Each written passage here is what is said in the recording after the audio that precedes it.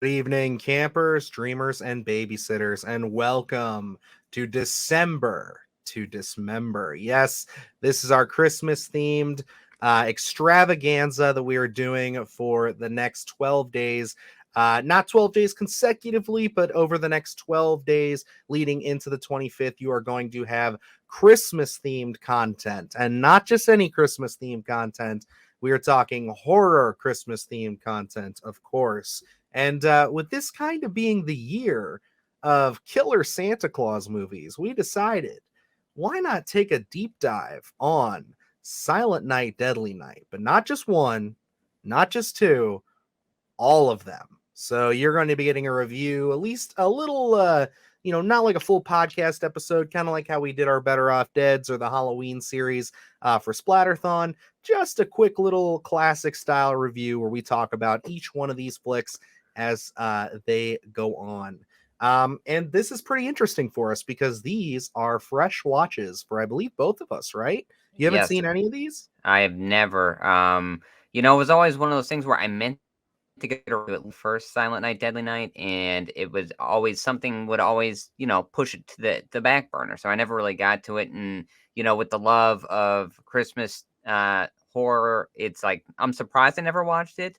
But it just never felt like a must watch to me. So I mean, maybe this one could be a deep dive later down the road, maybe on the Splattercast. I don't know about the other ones. We'll find out, I guess, soon enough. But yes, fresh watch for me.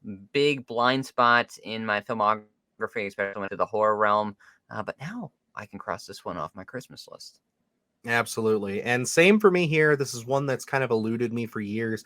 I've actually admittedly seen a lot of breakdowns and a lot of reviews that kind of, from other channels like Dr. Wolfula and everything over the years, kind of going through the story of this one. And, surprisingly, for working in a video store for as long as I did, or a used media store, as long as both of us did, I never picked it up. It came in on Blu-ray many times when the Scream Factory one came out. I'd seen DVDs before. I think at one point, when I worked at the exchange, there had even been a VHS copy that came in. It was rather expensive. Yeah. But it's one of those things where it's like, it just eluded me. It was just one that I was like, oh, I gotta watch that. I want to get around to it, and then I just never did. And I kind of think it was fortuitous because when we reboot the podcast here and get this going, this is the perfect time to really get into it and sink my teeth into Silent Night, Deadly Night. So why don't we And I want take to a look share. at this? Hold on. Hold on one sec. Hold on 1 second, Dylan, before you Mhm. dive into all the fun stuff here. As we just did Christine as one of the podcasts a couple weeks ago, and we kind of shared a funny story about how we met. I remember I had never seen Silent Night, Deadly Night, and as you said, you did some breakdowns for that stuff, or watched some breakdowns. I knew there was a killer Santa involved. Context, had no idea until I actually watched this thing. But tying this all back to the used media store in which we met. Now, this was a couple of years before I met you. This was when that used media store was in a different location. Mhm. So, did not know what Silent Night, Deadly Night was. But you remember how we would always bin the discs so that no one would walk off with the entire DVD or Blu-ray as we would put the case on the shelf. Well, Mhm. I'd had to be for my year for at the very first location, and that was probably about maybe 2.5 years.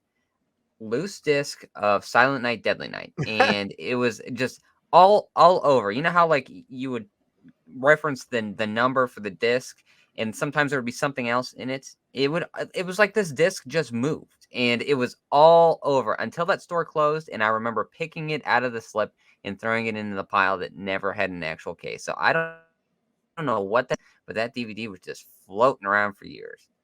There we go. Yeah, no, very interesting times, very interesting stuff when it comes to the used media stores as they are slowly dying out, unfortunately. But, that's another story for another time. Why don't we dive deep into Silent Night, Deadly Night? Close the door, turn out the light.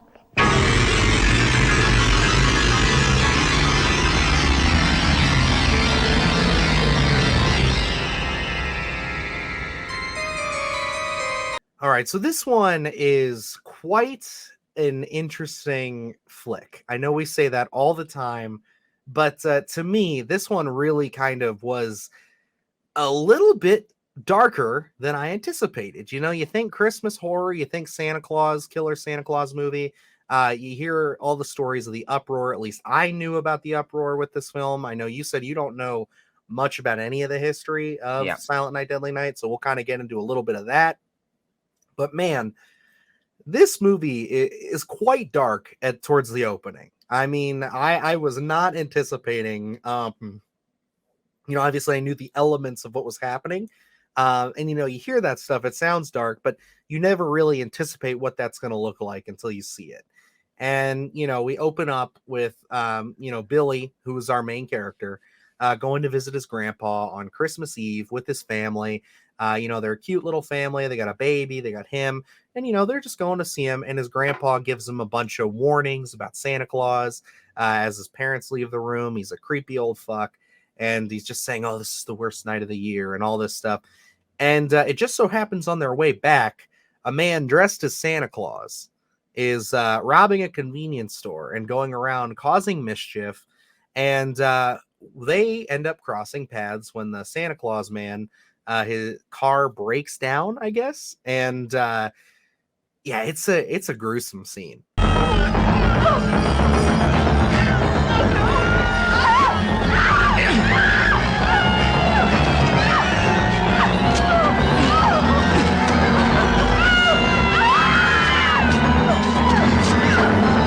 Honestly, I think, you know, it could be the daddy in me, the recent father. Maybe it was for you. I don't know how you felt with the baby crying and the axe being portrayed to the mother and all that. It was a rough scene. So I was definitely went from the excitement of cool killer Santa Claus movie, let's go Violent Night style, to oh my god, that was fucking terrible. Like that's really Yeah. where I dropped off.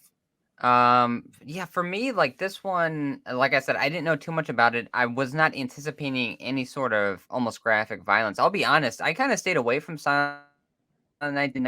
I felt like it was such like a C level kind of film that I didn't know if I would actually really enjoy it. So I never had that reason. As I said, you know, other films would come to the forefront and this would end up on the back burner because I was just like, I don't know if this one's really for me. But this opening here, I thought this was going to be a little more tongue in cheek than I had anticipated. That what we really got here, this opening scene. I mean, for me, I didn't check out at all for this one. I mean, like the graphic violence here. I would say they kind of tied in the idea of Santa Claus. I like to be honest, I thought maybe that this dude was just dressing up like Santa Claus because he was committing crimes around around the holidays. But then to kind of tie it the way they did into this opening scene, it really gave me some of the original Death Wish vibes if you've seen that film, but just with like the graphic violence and everything. I thought it was really interesting, and I honestly did love the way they kind of ingrained the that he had going in, you know, from the orphanage and so on and so forth, and tied it throughout this whole film. I thought it was rather interesting. It's definitely interesting. It's got a little more meat on the bone than I anticipated, for Absolutely. sure.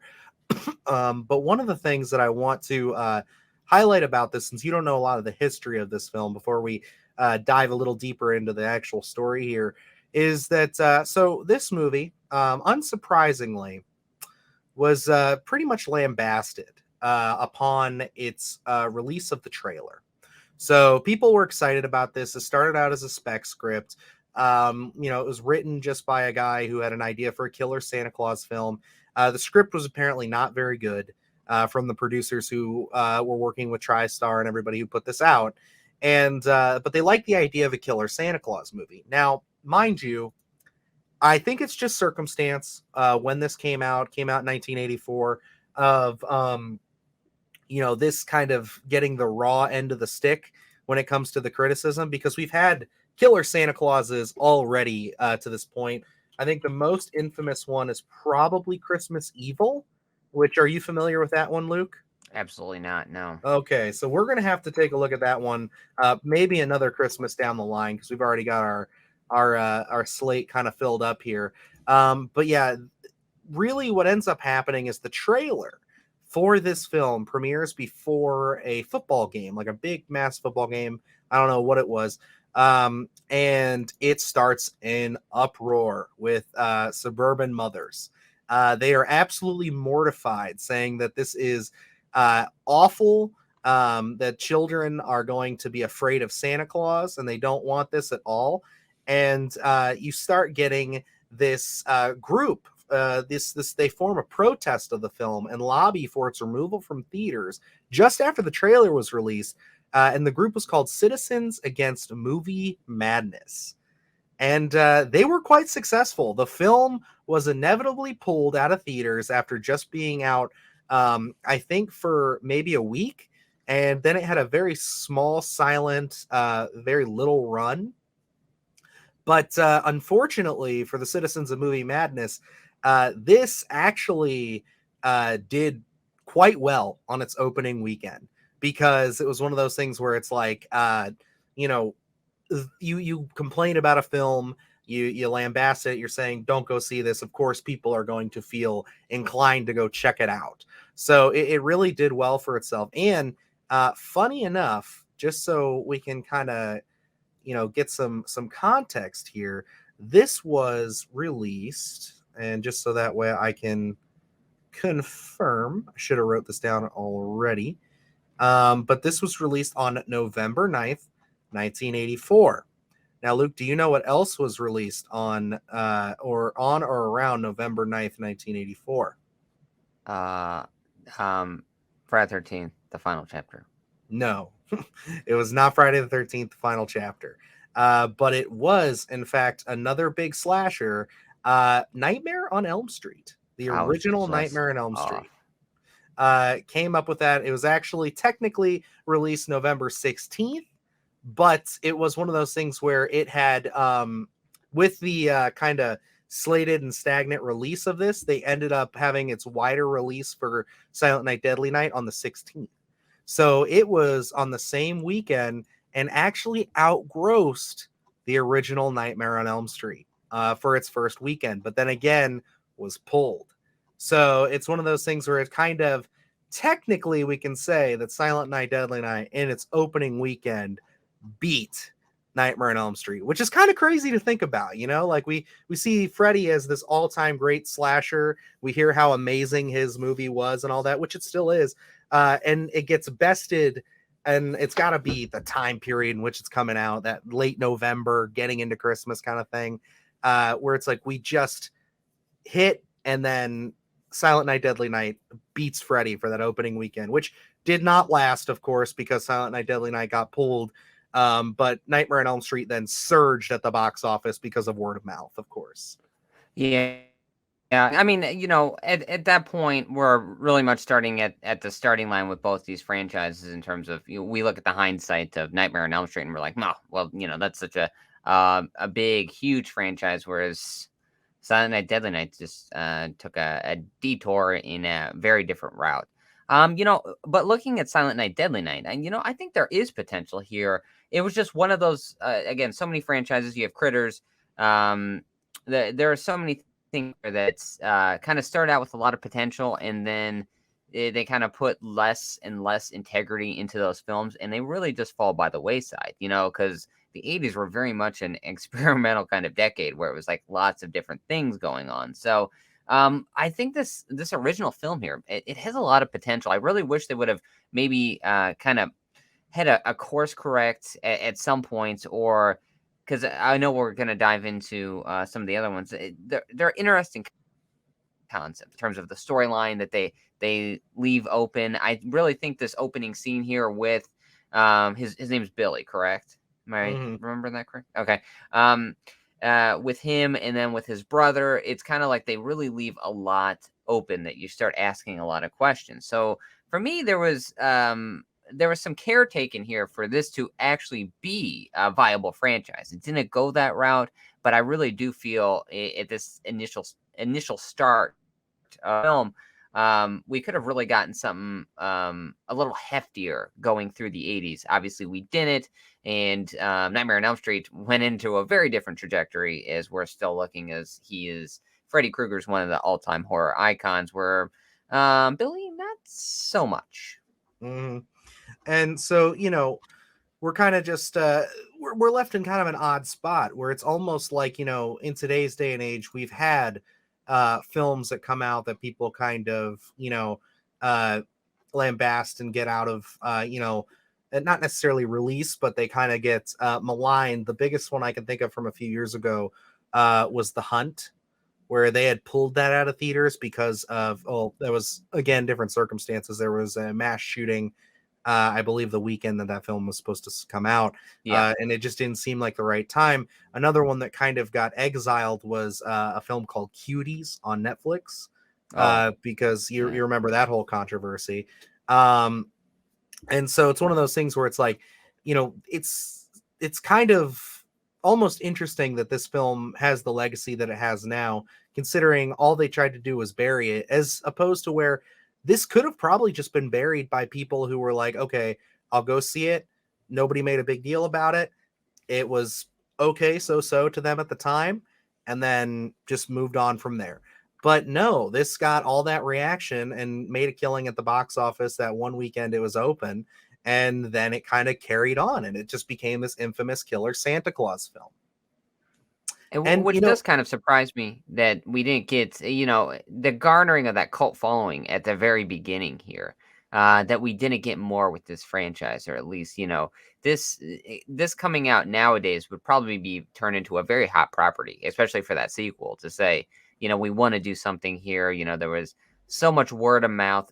I mean, I couldn't even this film in that context while the internet was going. Like, if you can imagine that having the internet in the 80s when this film was being pulled, and like this would be such a hot ticket. I mean, you look at, I've talked about my exploits with the producer's cut of Halloween 6 and the Mhm. lore that was behind that during, internet, the early 2000s of the internet, and wanting to get a hold of that. Like this film, I can imagine if this was pulled from theaters and you could hardly get a hold of a copy here, what that would be like of, ever go see this film. So, it's nice to see that this kind of got its due at the very start. And man, how times have changed where it's like, hey, we have Santa Claus, and no, no, no, pulled us out of the theater. Whereas, hey, we're getting Bambi, we're getting Winnie the Pooh, all starting to kill people. So it's like, how times have changed. And I think, I think horror was looked at slightly different back in the 80s as opposed to today. I mean, we're such a tight-knit community nowadays with so much support for films like that are going to be coming out, where it's like in the 80s, this was really almost a standalone thing where it's like, you might meet one or two horror fans, but the general audience is gonna have an uproar about this context of this film. Very much so. And so, why don't we get back into the movie itself a little bit, because we move on from that horrible opening, which not a horrible opening, but like just a very graphic, very uh, in your face kind of opening, to then seeing kind of what's going on with Billy as he goes to this orphanage, him and his brother. Now they don't touch on his brother much. We'll save him for the next one. But his brother is there with him.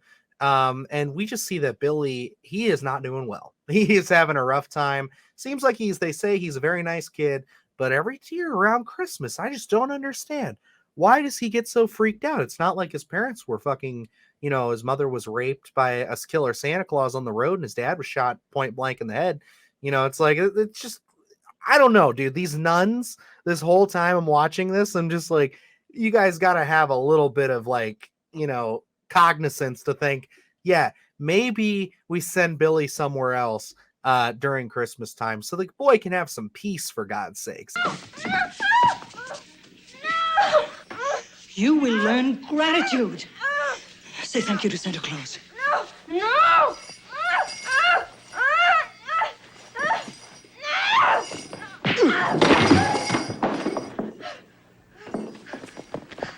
Billy! Billy! What the hell's wrong with that kid? I get it. It's the 80s, or at that point the Absolutely. 70s. So it's one of those things where they're just kind of doing their own thing. And I mean, Mother Superior in this movie, what a monster. Like, Absolutely. seriously. I mean, come on. You can't. I mean, it's one of those things where what are you going to do? You can't hide him from Santa Claus. Let's put him directly on Santa Claus's lap. This is the only way he's going Exactly. to get over this business. Yeah. And It's like they have they no understanding of his past history. It's like, hey, when he is drawing some wild stuff about Santa Claus killing people, there might be some warning signs right there, pal. No, the kid's just he's a acting out. He needs spanked on the bottom and taught what's what is basically how they run it. And we see him go through a couple of scenarios. He does walk in on a couple being naughty. We A lot should of random say, sex in this film. yeah, dude. There's a lot of it too. There's a lot of like just random bits of nudity, which again And kind of extreme just close-ups. I don't know what's happening, but right, like so many nipple close-ups too. I like very noticed, very and stylistic choice right there. it's one of those things, and this does have one of my bigger pet peeves in horror or exploitation cinema, where we do have a lot of like essay kind of stuff going on here, and it's just like we'll get to that scene in a minute, but it's one of those things where it's just like the reaction to it is kind of like also pretty troubling for me. I actually think they handle it a little bit better in the sequel, surprisingly enough. But yeah, that's something that I'm worried as we continue with the series is not going to get any better, because these first two films, there's quite a bit. But pretty much he walks in on them.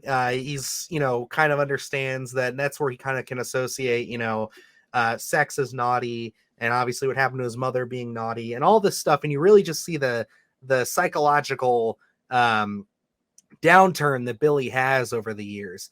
And then we cut to he's at a toy store. Yeah, the nice nun who's nice, but obviously doesn't seem to be also very well put together as far as thinking, where should Billy work? Let's get him a job. Where? A toy store. That sounds wonderful. What the fuck is going to happen around Christmas time at a toy store? I don't know. Maybe fucking Santa Claus is going to show great up. Some customer of these service. kids. Yes. But yeah, He had she great gets him a customer job at a service toy skills store. up until that. Right? Like they even comment on that. But yeah, they're like, let's get Billy a job at the toy store, and he seems to be having a great time. I thought that montage was absolutely hysterical, with like the kind of off the beaten path 80s tune they played.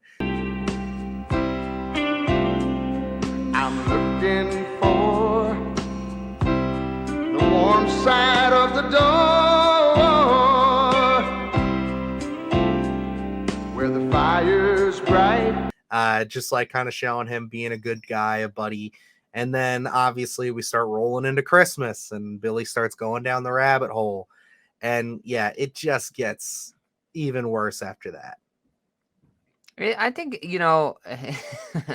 very interesting. Again, I think it's fun how they tie all this in together. And Billy's working at a toy store. Again, I think this is a unique concept, and there was a lot of intentional kind of what's really going to set Billy off. So it's like as soon as we pop him into that Santa suit, and he's just like staring in the mirror and like spacing out about exactly what happened. It's like, oh man, all hell's gonna break loose right here. And I really do like that type of stuff. I think it's an interesting aesthetic. I think a fun direction to take this film and really bring his PTSD elements to that forefront. And man, a lot of unlikable characters in this. Sometimes I'm even rooting for Billy. Yeah, right. And obviously that just continues as we go along here. And we get to the point where everything is kind of moving forward. He's working at the toy store, and unfortunately one of the Santa Clauses can't come in. I forget exactly what they said. It was like a sick day or something, the guy they have playing their Santa Claus. So what do?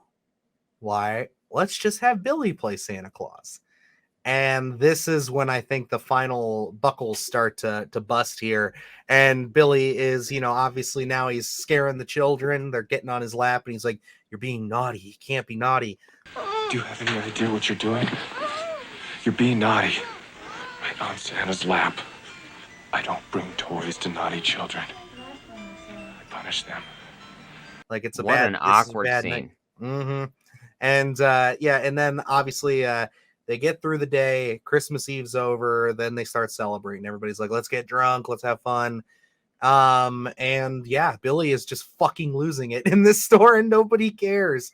Like, he's clearly not well. The boy is walking around. Also, like, question: why did they pick this like hard-body blonde kid to be Santa? I don't know. Not even close. Not even a body type. It's like, and if anyone, that manager's got to be Santa Claus. Right? But I That's what guess I it's would above. think too. It's below his pay grade, apparently.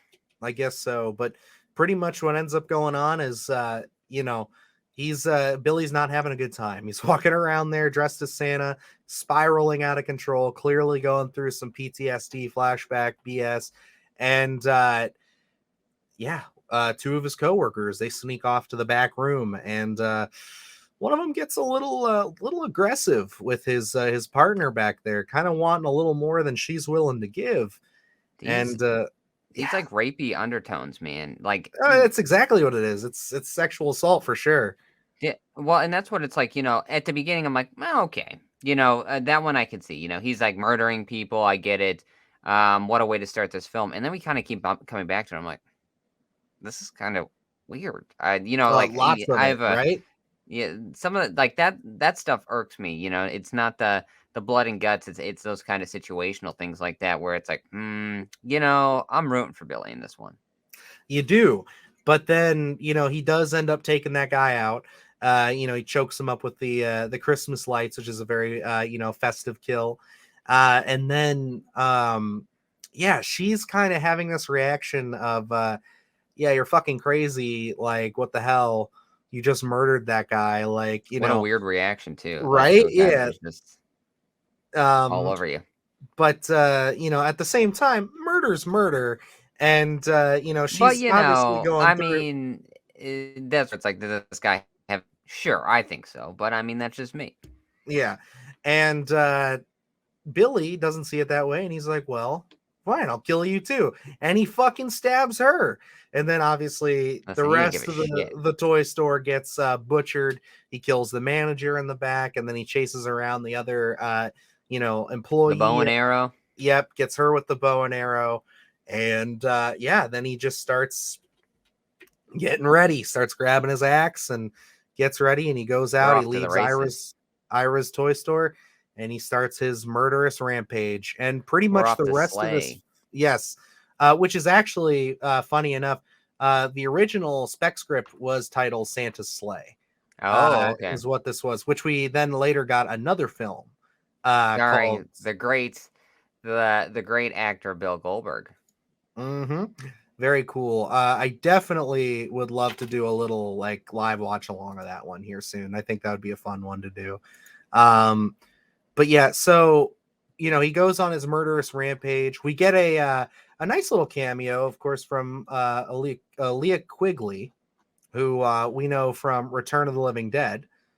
She is in this, and of course, she is bare-breasted and showing off her assets as she likes to do. More power to her. And but she, unfortunately, I think gets one of the best kills in the film, but definitely one of the roughest. She is hung up on the antlers when Billy breaks into her home, which I thought was a little weird because it's kind of like, why are you attacking them? Like, you have no association with them. It's almost like he just shows up at her house and then Maybe just starts. He was like peering through the windows and he knew they were being naughty. Was it on the pool table?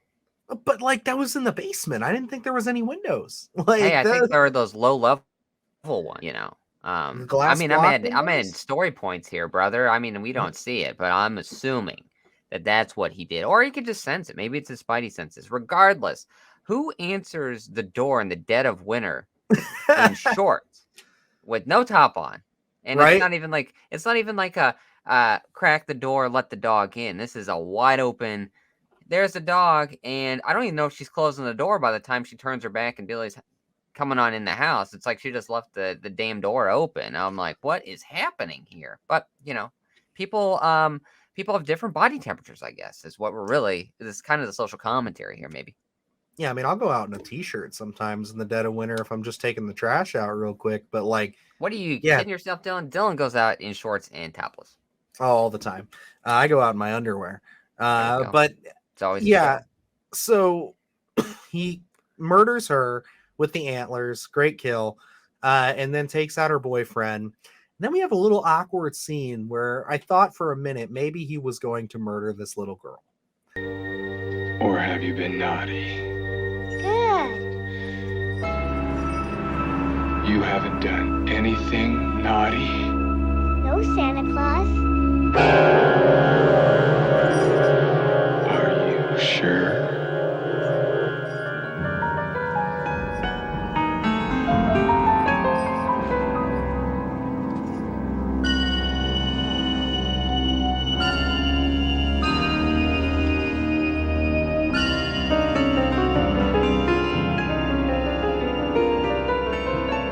yeah.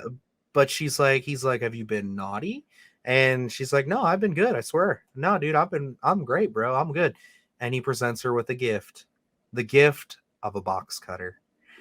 And this is like really, if you need any more convincing that Billy is completely off the rails nutso at this point, like there you go. Like that's just like he's like, here you go. Right. And so, Billy ends up moving on from there. He ends up taking his rage out on some guys out there bullying some people who were just trying to do some sledding.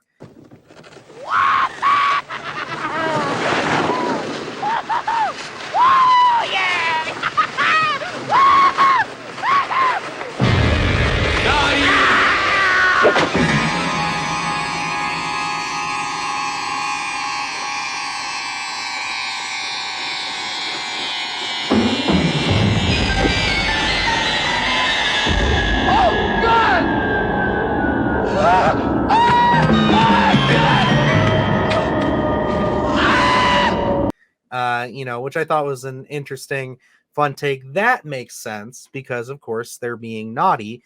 And if he's just walking about and he sees them, like that one makes sense. Showing up to somebody else's house randomly to murder them, okay, I get it. We got to have a body count. I understand. The other kind of story we have going on here, just so that we're aware, is that the nice nun showed up to the toy store. And she stumbled across all these bodies and she can't find Billy. So she knows that something isn't right here. Something is afoot. So we have her and our kind of lead detective cop guy. They're all looking for Billy at this point as he's making his way through town, axing people up, murdering them. Giving them what's coming to them. Absolutely. And those bullies definitely do get what's coming to them. Cutting their heads off. Exactly. Like coming down the slope, going right at it. And that was such a fun kill. It was. Yeah, he hops out, naughty, and then slices the head off. Really good stuff. I did start getting unsettled by the time he kept saying naughty all the time. I was like, I don't know what kind of tone we're going for, but this is taking a left turn for certain. 100%. And then we get an interesting little twist as they kind of realize, okay, he's headed for Mother Superior. Like he's going to go get his revenge. He's going to take her out. So he's headed to, the orphanage, and we see all the kids there having their Christmas morning, just like we saw at the opening. It's all going real well for them. And the kids are all out front playing, and Santa shows up. And at first you're kind of thinking, oh shit, here's Billy. But a cop pulls up shortly after who's aware of the situation. And he ends up gunning down Santa Claus, which we later find out is not Billy. It's just the what was his? It was Father something. I can't remember his name. Wasn't he one deaf? of the priests? Yeah, who is deaf. Gets gunned down by the cops, and then the cop is just like, "Well, shit, lady, there's a killer Santa Claus around. What do you want me to do? Like, you didn't do it. Like, yeah, that was an interesting little twist I did not see coming, and then kind of leads into a pretty good tension building scene where the cop is kind of looking around outside. And he gets to that woodshed or whatever that thing was. It looked like maybe it was like like they put coal in it or something. Yeah. I kind of enjoyed all of that. That's when like the real you could tell they were again trying to emulate the Halloween kind of vibe of like, oh, let's kind of have some fake outs, let's really build the tension here. You know, pays off just the way you'd expect, but at the end of the day, I thought that there was at least showing some competence to try to show a little bit of horror here. But, and I think, like, looking at this film, it at the end of the day, it is what it is. But I think there is a lot of potential here, like, from the skeleton, the body of this whole thing. I think there was a unique direction here, especially where we figure out that he's kind of going to go after Mother Superior, and we're kind of putting those roots back into Billie's motivation. So I think there is a lot of in the script. I think, when we start adding, the muscle to it, that's where it kind of gets lost. It's like, I like the idea of everything from when he's a kid. I think maybe they spend a little too much time there. I would have loved to see them meet up the middle part of him just wreaking havoc through the town, and a lot of those aspects, because I think as that portion gets going, we almost meet, to the Mother Superior conclusion there. So it's like, as soon as we're getting revved up and it's like, this is what I thought this film was going to be, we kind of cut it short a little bit. Hmm. Yeah, and they really do kind of flounder at the end, I would say, because everything is resolved very quickly. Mhm. Essentially, Billy comes inside. All the kids are like, "Oh, it's Santa, it's Santa," and obviously, Mother Superior knows this is not a nice Santa. And he goes to take his revenge on her, but he is quickly gunned down by the detective and the nun who show up. And they come up. It's real sad for her because obviously, at the end of the day, you kind of got to feel for Billy here because he went through something so traumatic, so Yes. horrible, so horrendous, and then was never given any proper treatment to, get over this or anything. He The was basically just system failed him. abused.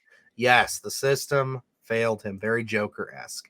And, he ends up having his last words with the good nun there. And Mother Superior looks up at his brother, his poor baby brother, who has lost everybody in his life. But what does he say to her, Luke?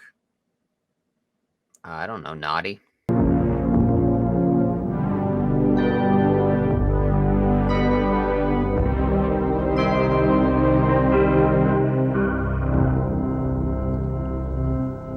Naughty.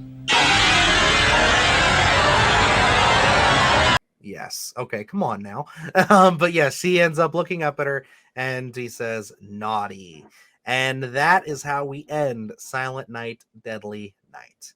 Well, And the naughty cult is like the Thorn cult in Halloween 6. I'm gonna see how many times I can mention that in this video, but they're all hidden in plain sight, I guess. Now we have the girl with the box cutter, we have his brother. Just gonna keep growing, brother. we'll see.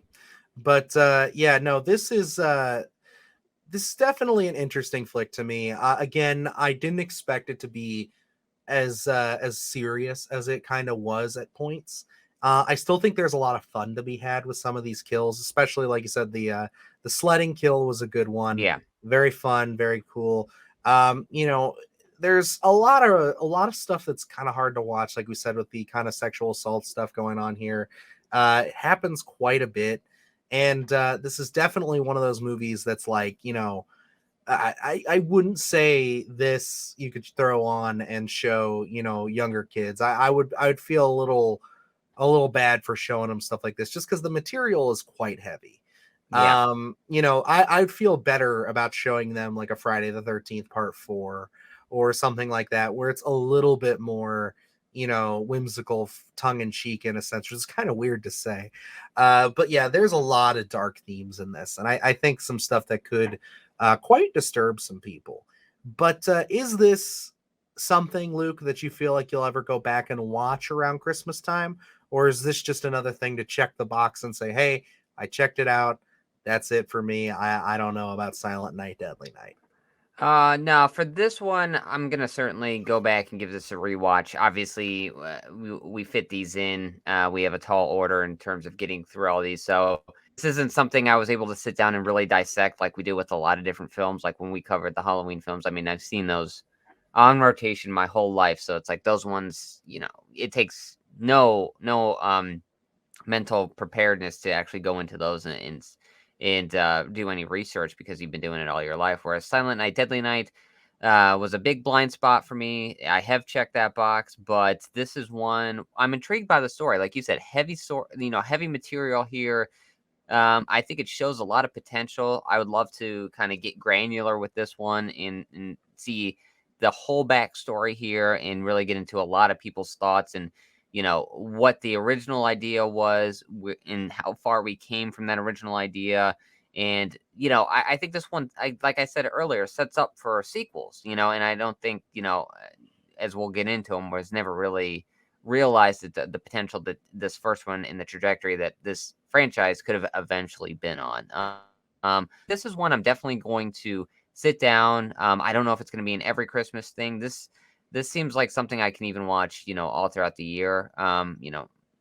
Christmas themed horror knows no bounds for me. So I'm probably going to give this one a rewatch probably after the new year and see what's all of the granular little things are. But for me, this one I say was a pretty fun watch. Yeah, no, I agree. I think that this one's definitely got some teeth. It definitely stands a little bit of the test of time. It's not one of the greatest all-time classics, I would say, but it's an important film, I would say, in the Christmas horror realm. It's one of those things where it's like, if you're diving into Christmas horror, this is one that I would say I would definitely want people to see, just to kind of understand that, this is, to a lot of people, the definitive Killer Santa film. And it's not what I expected at all. It's not really what I thought what I was getting when you get that concept set up. I'm wondering if any of the sequels as we go later on will get that way. But for me, this was definitely an interesting take, a little bit more of a serious take than I was expecting. And you're right. I think that this is one that does warrant diving into a little deeper, because that backstory, man, like that, we only scratched a little bit of the surface there on kind of the production and how this all went. Very much worth a look into, because it is so interesting to see the kind of shit this film kicked up as far as what it did to the current populace upon its release. So yeah, I highly, highly think that I would recommend Silent Night, Deadly Night for your Christmas viewing this year. Absolutely. It could be a little stocking stuffer for you. Very nice. But alrighty, Luke, you got any final thoughts on this one here? No, like you said, I think this is certainly worth a watch. I think that the story's intriguing, have tenth than anticipated. I thought, I think the Santa Claus, again, very intriguing iconography here to kind of, use the Santa as someone who is going out there and slashing people up. You love that juxtaposition and allows for that unique view into horror, I think. So this one definitely worth a watch. I do own this one on Blu-ray, so I'm going to crack open the special features and see what that entails as well. Absolutely. This will be one I'll be picking up the Scream Factory Blu-ray for sure for those special features as well. But alrighty, guys, that's going to wrap us up for our review of Silent Night, Deadly Night. If you aren't keeping up with us, if this is your first time finding us, please hit that subscribe button, because we are posting horror-related content all the time. And of course, this is just the start of December to Dismember. We've got quite a few more films and other events coming down the pipeline for you that we are going to dive deep into when it comes to all things Christmas horror. And then, of course, we have other content coming your way. We just had our Christine podcast go up last week, so that was quite a bit of fun to do. I had a lot of great stuff there. You can get a nice little story about how Luke and I kind of got our start. We touched a little bit about the used media store stuff here, so if you want to hear a little deeper story, you can catch that there, as well as the other content we have going out. We just checked out the Mean one last weekend, as well as Christmas Bloody Christmas. So definitely check those reviews out. We got a lot of great stuff coming to you. And of course, if you do want to follow us and keep up with the latest and greatest, you can at our social medias, Twitter, Instagram, and TikTok at SplattercastPod. And yeah, definitely a lot of fun stuff going on the channel right now, gearing up for the 25th. So keep it right here with Splattercast. Luke, you got anything else for him? I do not at all. We are, we're a full effect of December to Dismember. We're turning all that lights no red here on Splattercast. Alrighty, guys. So I guess until next time, I am Dylan Newell. And I'm Luke Janesco. And remember, stay scared. 7 o'clock. It's over. Time to get shit-faced.